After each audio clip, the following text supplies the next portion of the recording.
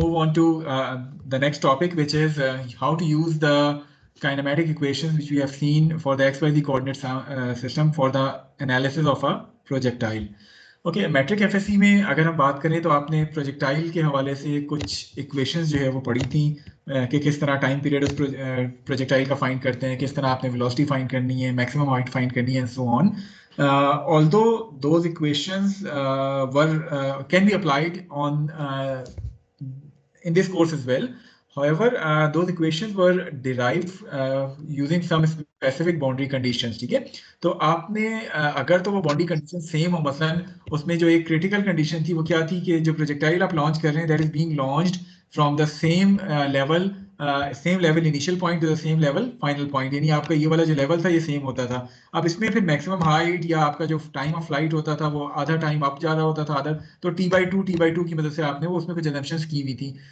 यहाँ हम जो इक्वेशंस डिराइव करेंगे they are being derive for general terms.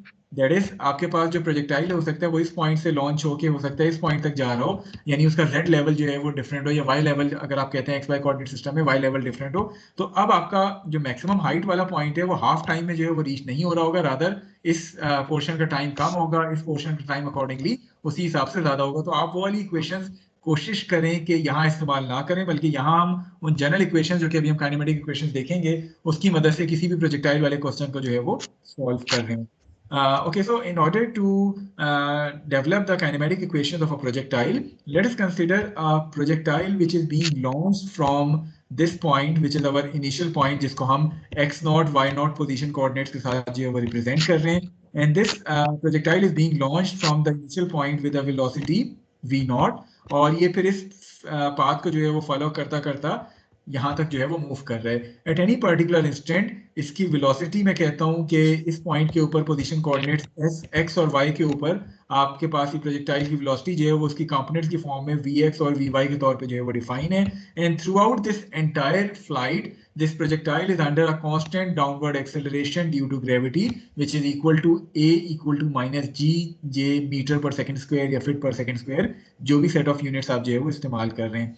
So whenever we neglect the air resistance, the only force which is acting on the projectile is its weight, which causes the projectile to have a constant downward acceleration due to gravity. इसका मतलब क्या है कि मैं वो जो constant acceleration equations हैं जो कि मैंने इससे पहले फर्स्ट टॉपिक में हमने पढ़ी थी, उन constant acceleration equations को मैं इस प्रोजेक्टाइल की एनालिसिस के लिए इस्तेमाल कर सकता हूं. अब मैं करूंगा क्या कि इस प्रोजेक्टाइल के मोशन को मैं इसके दो पोर्शंस में या दो कंपोनेंट्स में जो है वो डिवाइड कर लूंगा. One is the horizontal motion, the other one is the vertical motion, और फिर मैं उन कांस्टेंट एक्सेलरेशन इक्वेशंस को हॉरिजॉन्टल और वर्टिकल कंपोनेंट्स की फॉर्म में जो है वो अप्लाई कर रहा हूँ. वो कैसे अप्लाई करूंगा?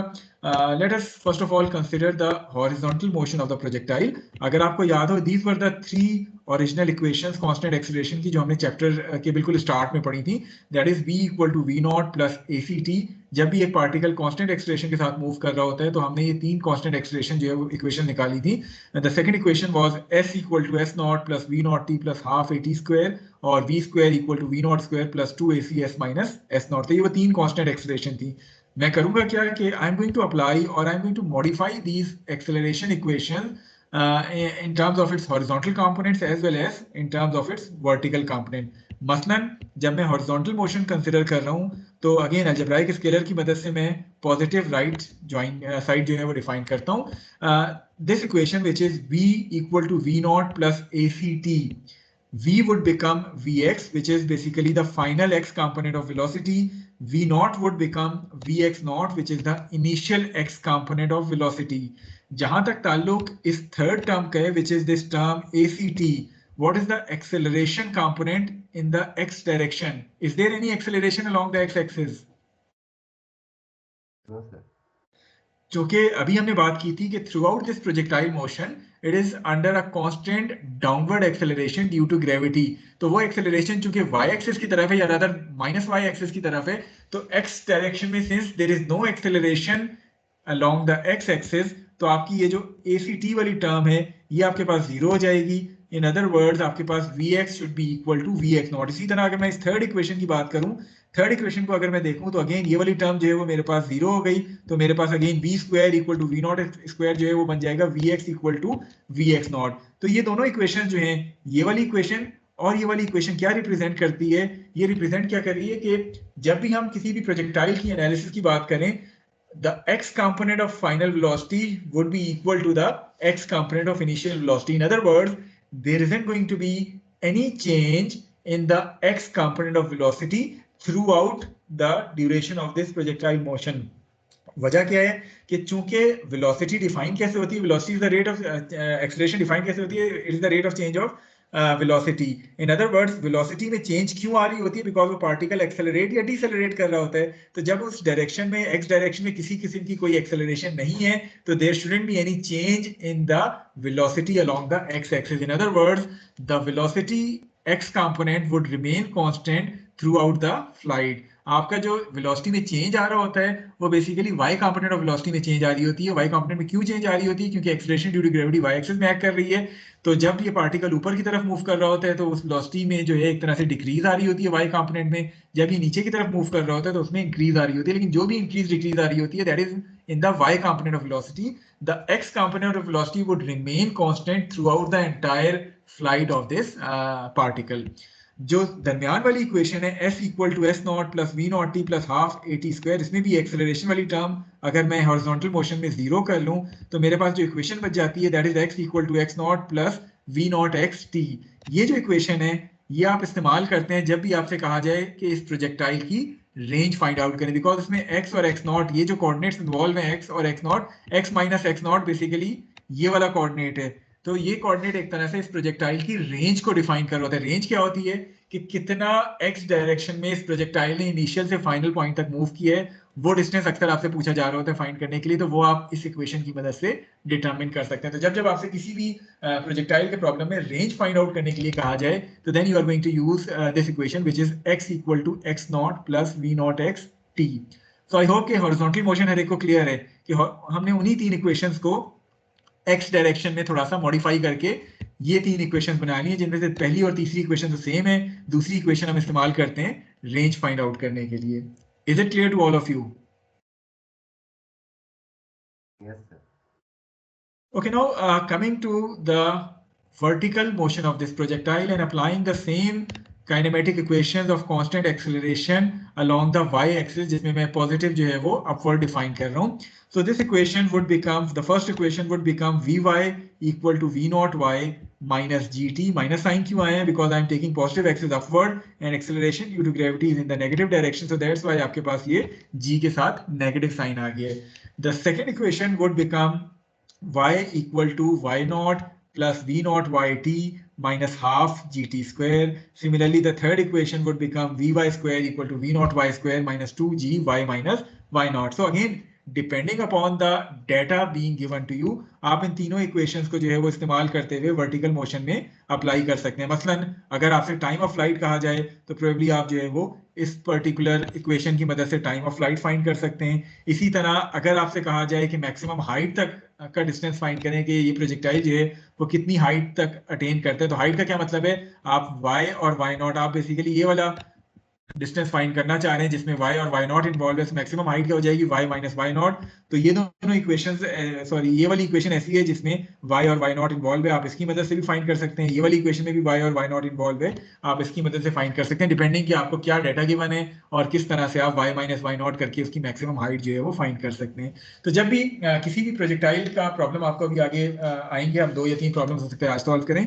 आपने बेसिकली 3 वर्टिकल वाली इक्वेशन और एक हॉरिजॉन्टल वाली इक्वेशन, इन चारों इक्वेशंस की मदद से किसी भी प्रोजेक्टाइल की एनालिसिस करनी होती है। वो रेंज फाइंड करने के लिए कहा जा सकता है, टाइम ऑफ फ्लाइट फाइंड करने के लिए कहा जा सकता है, आपसे मैक्सिमम हाइट फाइंड करने के लिए कहा जा सकता है, मे बी आपसे फाइनल वेलोसिटी फाइंड करने के लिए कहा जा सकता है। फाइनल वेलोसिटी क्या होगी? फाइनल वेलोसिटी के लिए आपको वेलोसिटी का एक्स कंपोनेंट और वेलोसिटी का वाई कंपोनेंट जो है फाइनल नोन होना चाहिए, तब आप फाइनल वेलोसिटी जो है वो डिटरमिन कर सकते हैं। तो डिपेंडिंग अपॉन द डेटा आपको क्या गिवन है और क्या अननोन्स हैं, उसकी बेसिस पे आप इन चारों इक्वेशंस में से कोई सी 1, 2 या 3 इक्वेशन या इवन चारों इक्वेशंस अप्लाई करके मुख्तलिफ अननोन क्वांटिटीज जो है वो डिटरमिन कर सकते हैं. So these are the equations which are going to be used for the analysis of a projectile. अब इसमें एक जो अहम चीज है जो आपको बताना यहाँ जरूरी है वो क्या है कि आपने इस केस में जो फिगर आपको नजर आ रही है आपने ओरिजिन डिफाइन किया हुआ है इस पॉइंट के ऊपर और आपने इनिशियल और फाइनल पॉइंट के कोऑर्डिनेट्स जो है वो इस ओरिजिन से रेफरेंस करें. So this is the origin point जिससे आपने ये तमाम x not y not x और y जो है वो रेफरेंस किए हैं. एक्चुअल प्रॉब्लम्स में हम करेंगे क्या कि ओरिजिन डिफाइन करना हमारी अपनी चॉइस है कि मैं ओरिजिन को कहाँ डिफाइन करता हूँ. मैं अगर चाहूँ तो इसको किसी एक फिक्स पॉइंट पे भी रख सकता हूँ. मैं अगर चाहूँ तो अपनी आसानी के लिए ओरिजिन किसी ऐसे पॉइंट पे रख लूं कि मेरी ये इक्वेशन सिंप्लीफाई हो जाए. मसलन अगर मैं ओरिजिन को प्लेस कर लेता हूँ अपने इनिशियल पॉइंट पे जहां से मैं प्रोजेक्टाइल को लॉन्च कर रहा हूँ तो होगा क्या कि मेरी x नॉट और y नॉट जीरो हो जाएंगे. तो मेरी ये टर्म्स जहां जहां x नॉट y नॉट आ रहा होगा वो उसी हिसाब से मॉडिफाई हो जाएंगी क्योंकि मेरे पास ओरिजिन डिफाइन हुआ है इनिशियल पॉइंट पे. तो मेरी इक्वेशन ये थोड़ी सी सिंप्लीफाई हो जाएंगी. इसी तरह अगर मैं चाहूँ तो फाइनल पॉइंट पे भी ओरिजिन डिफाइन कर सकता हूँ. उससे क्या होगा कि मेरे पास x और y वाली जो टर्म्स हैं वो मेरे पास जो है वो जीरो हो जाएंगी. तो डिपेंडिंग अपॉन द सिचुएशन जो कि डिपेंडिंग अपॉन द सिचुएशन के ओरिजिनल मेरे पास ओरिजिन अगर डिफाइन नहीं हुआ हुआ किसी एग्जांपल में या प्रॉब्लम में तो मेरी अपनी चॉइस है मैं किसी एक ऐसे पॉइंट पे ओरिजिन डिफाइन कर लूं जहां से मेरी इक्वेशन जो है वो थोड़ा सा फर्दर सिंप्लीफाई हो जाएं. तो ये आपकी ओरिजिन डिफाइन करना आपकी अपनी जो है वो चॉइस होती है अगर डिफाइन नहीं हुआ हुआ. और फिर एक दफा आप ओरिजिन डिफाइन कर लें अपनी एक्सिस के डायरेक्शंस डिफाइन कर लें उसके बाद फिर आप अपनी इन इक्वेशंस को उसी हिसाब से मॉडिफाई कर सकते हैं. जिस तरह अभी आप देखेंगे प्रॉब्लम्स में अभी जब हम आगे जाएंगे तो किस तरह ओरिजिन हम डिफाइन करते हैं. लेकिन जरूरी नहीं है कि आप फिक्स ओरिजिन ही रखें. आप चाहें तो इनिशियल पॉइंट पे डिफाइन कर लें फाइनल पॉइंट पे डिफाइन कर लें या किसी ऐसे पॉइंट पे जिससे ये एक्स नॉट वाई नॉट की कैलकुलेशन जो है वो सिंपल हो जाए. आप उस हिसाब से जो है वो ओरिजिन डिफाइन कर सकते हैं. सो आई होप के this slide is clear to all of you. या कोई क्वेश्चन है किसी का? क्लियर है. तो चलें अगर ये स्लाइड क्लियर है तो प्रोबेबली हम एक आध प्रॉब्लम इसकी सॉल्व करते हैं. एक आध एग्जांपल एक आध प्रॉब्लम जिससे आपको इन इक्वेशंस की एप्लीकेशन को जो है समझने में आसानी होगी. So these are the examples and practice problems जिसमें से अभी हम कुछ एग्जांपल्स और प्रॉब्लम्स अभी करेंगे. मे बी कोई एक आध एग्जांपल हम शायद नेक्स्ट वीक के लिए भी रख दें अगर आज ना सॉल्व हो सके. लेकिन प्रोजेक्टाइल प्रॉब्लम्स होती सिंपल ही हैं. आपने इन्हीं 4 इक्वेशंस की मदद से किसी भी प्रोजेक्टाइल की एनालिसिस करनी होती है. Okay, starting with the very first example, which is example 12-1, in which you have a particle, which is this sac, and it slides off the ramp as shown to you in the figure. It slides at point A with a horizontal velocity of 12 meters per second. So it is given to you that these sacs are being launched with the initial velocity of 12 meters per second, and that velocity is going to be along the x-axis. So y component velocity का नहीं है at the initial point. If the height of the ramp is given to you as 6 meters, you need to determine the time needed for these sacs to strike the floor. कि time of flight क्या होगा इन sacs को यहाँ से लेके इस point तक move करने के लिए. The second thing which you need to determine is कि कितनी दूर इस रैंप से या इस पॉइंट ए से दूर जाके ये तमाम सैक्स जो है वो पाइल अप हो रहे होंगे. In other words you need to find out this range R के कितनी दूर जाके ये तमाम के तमाम पार्टिकल्स जो है वो वहां जाके जमा हो रहे होंगे. सो आई होप कि the problem is clear to all of you. किसी को फिगर के हवाले से कोई डाउट? ओके अब सबसे पहले हम चॉइस क्या करते हैं कि ओरिजिन हमने डिफाइन करना है. मैं सपोज इस इनिशियल पॉइंट के ऊपर अपने ओरिजिन को डिफाइन कर लेता हूँ, which is this y axis and this x axis. In other words this origin is being defined at point A. अब अगर मैं ओरिजिन डिफाइन करता हूँ इस पॉइंट पे तो रेंज के लिए अभी हमने कौन सी इक्वेशन देखी थी कि जब जब रेंज फाइंड करनी हो रेंज के लिए तो एक ही इक्वेशन इस्तेमाल होती है, which is the horizontal motion वाली जो इक्वेशन थी x equal to x naught plus v naught x t. लेकिन उस इक्वेशन में आपके पास r यानी x भी अननोन है और आपके पास टाइम ऑफ फ्लाइट भी अननोन है. इट मींस कि पहले किसी तरह मैं टाइम ऑफ फ्लाइट अगर फाइंड कर लेता हूं तो मेरे लिए रेंज फाइंड करना आसान हो जाएगी. टाइम ऑफ फ्लाइट के लिए आप कौन सी इक्वेशन का इस्तेमाल करेंगे? कोई आइडिया दे सकते हैं कोई एक वॉलंटियर स्टूडेंट? रिपीट करना है. मैं कहना ये चाह रहा हूं कि इसमें दो चीजें पूछी गई हैं. One is the range, the other one is the time of flight. So पहले अगर मैं रेंज फाइंड करने के लिए जाता हूं तो रेंज के लिए फॉर्मूला है जो अभी हमने से पिछली स्लाइड पे देखा था, x equal to x naught plus v naught x t. उसमें टाइम भी आ रहा है तो पहले हम किसी तरह टाइम फाइंड करेंगे तो हमें रेंज मिलेगी. टाइम के लिए हम वर्टिकल मोशन की इक्वेशन इस्तेमाल करेंगे, लेकिन वो कौन सी वर्टिकल मोशन की इक्वेशन है जिसकी मदद से मैं टाइम फाइंड कर सकता हूँ? इनिशियल हाइट हमें पता है कि 6 से फाइनल 0 होगी, तो हम वर्टिकल के वो हाइट वाला यूज करेंगे formula, which is y equal to y naught plus v naught yt minus half gt square. Is it so? Yes ठीक है. So let us come to the solution of this problem. Again, I am defining the origin for the time being at point A. तो मेरे पास origin यहाँ रखने से मतलब क्या है कि ये आपके पास x और y इनिशियल पॉइंट के ऊपर मैंने origin प्लेस कर लिए. So defining the origin at point A and considering the vertical motion first of all from position A to position B and taking positive axis in the upward direction, the equation is y equal to y naught plus v naught yt plus half gt square. तो ये मेरे पास y equal to y naught v naught yt half gt square आ गया है. अब थोड़ा सा गौर से kindly तमाम स्टूडेंट्स देखें, एक एक करके मैं इन कोऑर्डिनेट्स को देखता हूं. The first thing is y naught, that is the initial coordinate, that is the y kindly अपने माइक्स म्यूट कर दें. y naught से क्या मुराद है या y naught होता क्या था उस ओरिजिनल फिगर में it is the y coordinate of the initial point being measured from the origin. अब चूंकि मैंने ओरिजिन ही y naught यानी पॉइंट इनिशियल पॉइंट पे प्लेस कर दिया, तो y naught क्या हो जाएगा? कोई एक स्टूडेंट जवाब दे.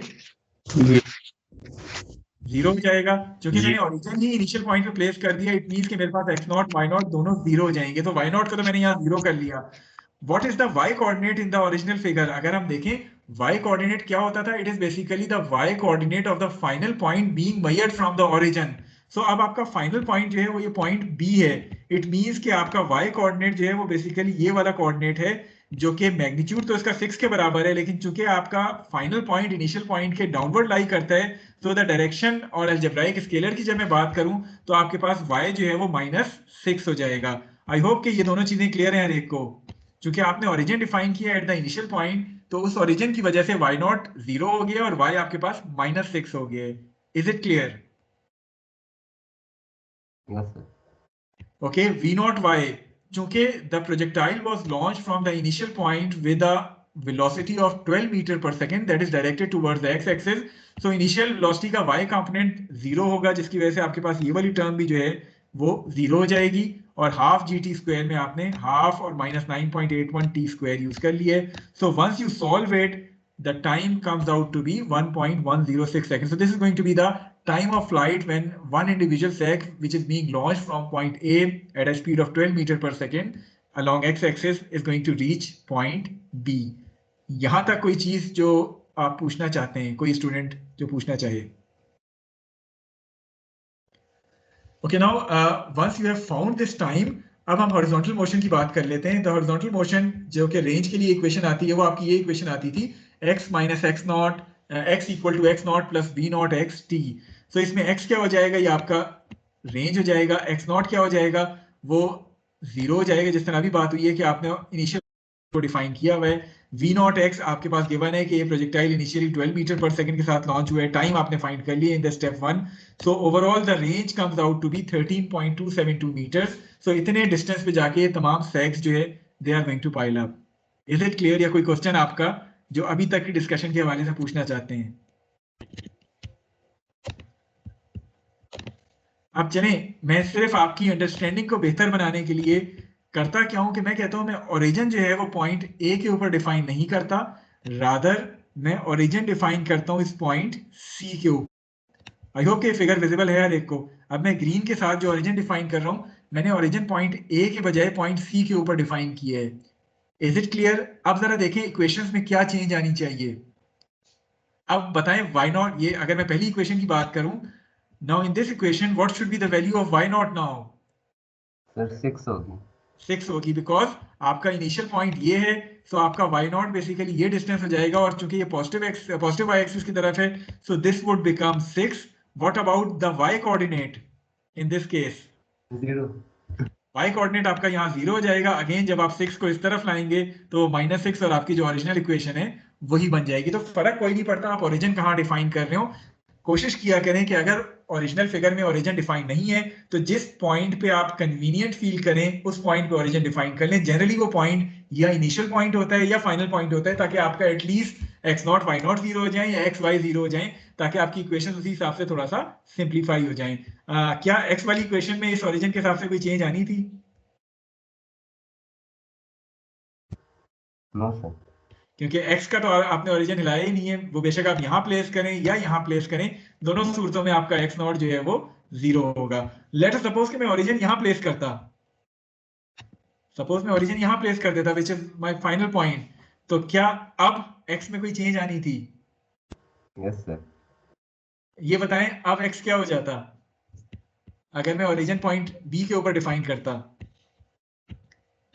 सर तो फाइनल पॉइंट 0 होना था और इनिशियल पॉइंट नेगेटिव में होना था। जी, अगर मैं ओरिजिन यहाँ पॉइंट बी पे डिफाइन कर लेता तो मेरी इस इक्वेशन में जो x नॉट था वो बेसिकली माइनस r हो जाता, जो x था वो मेरे पास 0 हो जाता। अगेन जब मैं इस r को इस तरफ लेके जाता तो it would become positive r। तो अगेन फर्क कोई नहीं पड़ रहा था मैं ओरिजिन कहाँ डिफाइन कर रहा हूँ, लेकिन अपनी कन्वीनियंस के हिसाब से मैं किसी भी एक जगह ओरिजिन डिफाइन कर लेता और फिर इन इक्वेशंस को उस ओरिजिन के हिसाब से उन कोऑर्डिनेट्स को मॉडिफाई करके लिख सकता था।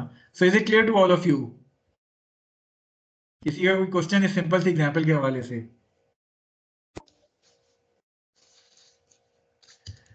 ओके, मूव करते हैं आखिरी एग्जांपल की तरफ आज, और उसके बाद फिर 10:30 बजे क्लास खत्म होगी। Moving on to a slightly complicated example, जिसमें आपके पास एक पार्टिकल है which is this motorcycle along with this person.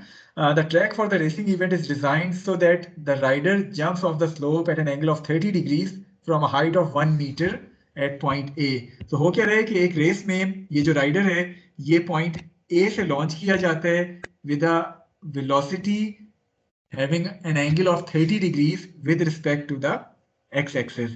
This point A is at a height of 1 meter from the ground as shown to you.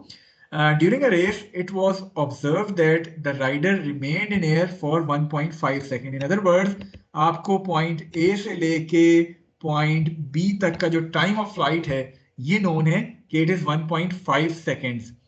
So TAB is known to you, which is 1.5 second. You need to determine the speed at which he was traveling off the slope.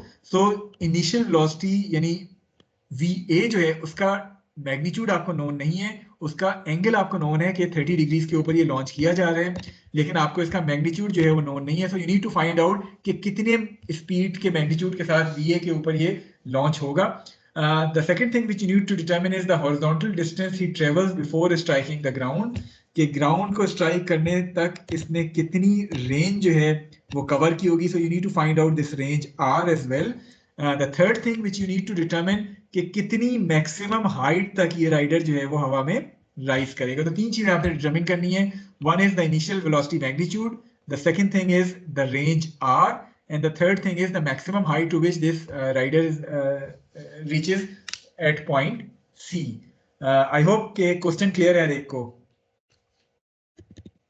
Question में किसी को doubt तो नहीं है कोई? No sir. Okay. Now it's my choice now कि at what point should I define the origin. So because अभी हमने जिस तरह बात की थी, हमारी कोशिश क्या होती है कि we will try to simplify our equations by defining the origin either at the initial or the final point. So यहाँ आपने initial point जो point A है इसके ऊपर origin जो है वो define किया है. So the origin is being defined at point A. Origin define करने के बाद नेक्स्ट स्टेप में आपने किया क्या कि you have defined the origin at point A, and in order to find out the magnitude VA, first of all we are going to consider the motion of this rider from the initial to the final point, that is from point A to point B. अब वो कौन सी vertical motion वाली equation थी जिसकी मदद से हम वो VA डिटरमिन कर सकते हैं? हमारे पास तीन इक्वेशन है वर्टिकल मोशन की, उनमें से कौन सी अप्लाई करेंगे? ऑल्दो आपको स्क्रीन नजर आ रही है।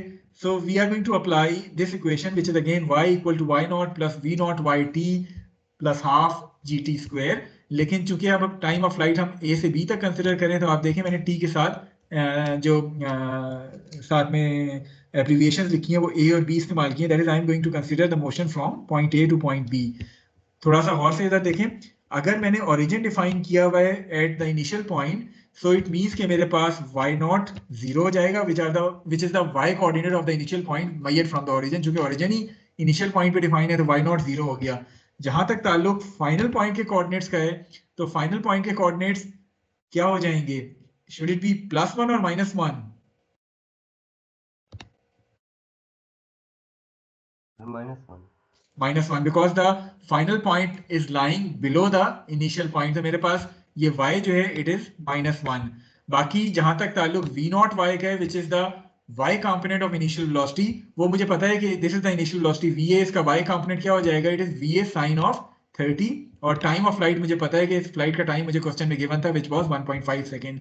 तो मैंने जब इस इक्वेशन को सॉल्व किया मुझे यहाँ से इनिशियल वेलोसिटी का जो मैग्नीट्यूड है वो मिल जाएगा which is 13.4 मीटर पर second. So if this rider is being launched with a speed of 13.4 metre पर second at point A at an angle of 30 degrees, तो फिर वो 1.5 सेकंड में पॉइंट B तक जो है वो पहुंचेगा.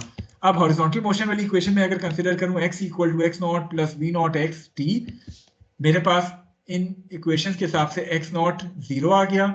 जहां तक ताल्लुक x का है तो वो मेरे पास r हो जाएगा रेंज के बराबर. v नॉट x क्या हो जाएगा, यही 13.4 cos 30, मेरे पास v का x कंपोनेंट आ जाएगा इनिशियल वेलोसिटी का. टाइम ऑफ फ्लाइट मुझे गिवन है 1.5 second. So once I solve it मेरे पास जो है वो r आ जाएगा 17.4 मीटर. तो इसका मतलब क्या है कि इतनी दूर जाके ये राइडर जो है वो ग्राउंड को दोबारा टच करेगा at a distance of 17.4 meters. तो दो चीजें हमने फाइंड करनी, one is the initial velocity magnitude, the other one is the time of the flight. अब तीसरी चीज रह गई विच इज कि कितना मैक्सिमम हाइट तक ये राइडर जो है वो राइज करेगा. तो मैक्सिमम हाइट हम कैसे फाइंड कर सकते हैं? तो ये वॉलंटियर थोड़ा सा एक्सप्लेन कर दो. ऑल्सो यहाँ नजर भी आ रहा है लेकिन अभी आपका जवाब इससे मुख्तलिफ भी हो सकता है.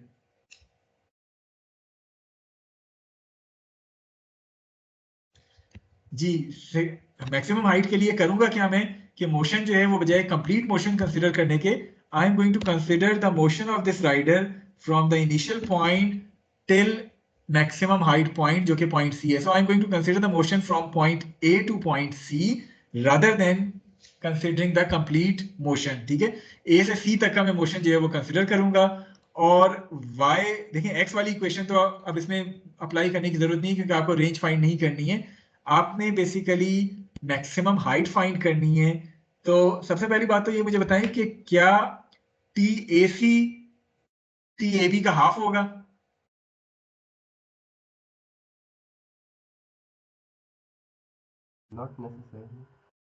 नॉट नेसेसरली या यस और नो? इस केस में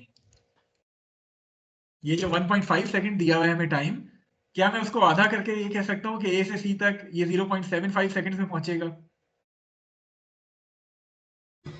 यस सर. नो, बिकॉज आपके पास सेम लेवल पे नहीं है. हाँ, सेम लेवल पे नहीं है. अगर तो आपका मोशन यहां तक हो रहा होता तब तो आप उस 1.5 को आधा करते हो मैक्सिमम हाइट वाला टाइम आपको मिल जाता है. लेकिन चूंकि आपका ए और बी का लेवल चेंज है सो आपके पास यहां से लेके यहां तक का जो टाइम है it should not be equal to time from C to B. तो आप ये नहीं कर सकते कि आधा टाइम जो है वो कह दें कि ए से सी तक और बाकी आधा टाइम सी से बी तक गया है. इट मीन्स के आप के पास दो ऑप्शन हैं, या तो आप टाइम को इन्वॉल्व किए बगैर इस मैक्सिमम हाइट को फाइंड कर लें या फिर आप किसी तरह टीएसी फाइंड करें और फिर जो है वो ये मैक्सिमम हाइट फाइंड करें. पहली सूरत क्या है कि मैं टाइम अगर इन्वॉल्व ना करूं, मोशन में ए से सी तक कंसिडर कर रहा हूं, तो मेरे पास ये इक्वेशन मौजूद है which is v y square या v square equal to v not square plus 2ac y minus y not. मैं इस इक्वेशन को अप्लाई कर लूं. इस इक्वेशन में जो इनिशियल वेलोसिटी है उसका y कंपोनेंट ऑलरेडी मुझे नोन है which is 13.4 sine of 30. What about the y component of velocity once the projectile reaches to point C? Maximum height वाला point. Y component क्या हो जाता है maximum height पे?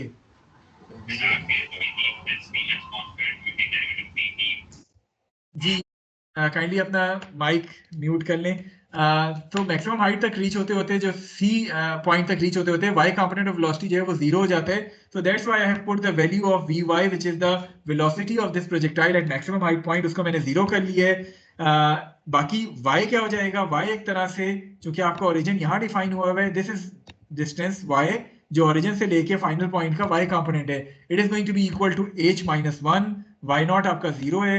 सो once you solve it the maximum height comes out to be 3.28 metre. सो ये वो height है जिस तक ये प्रोजेक्टाइल जो है वो लॉन्च होगा. Is it clear to all of you?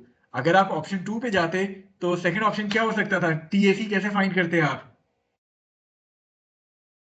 क्या कोई इक्वेशन है जो आपको टाइम की वैल्यू दे दे?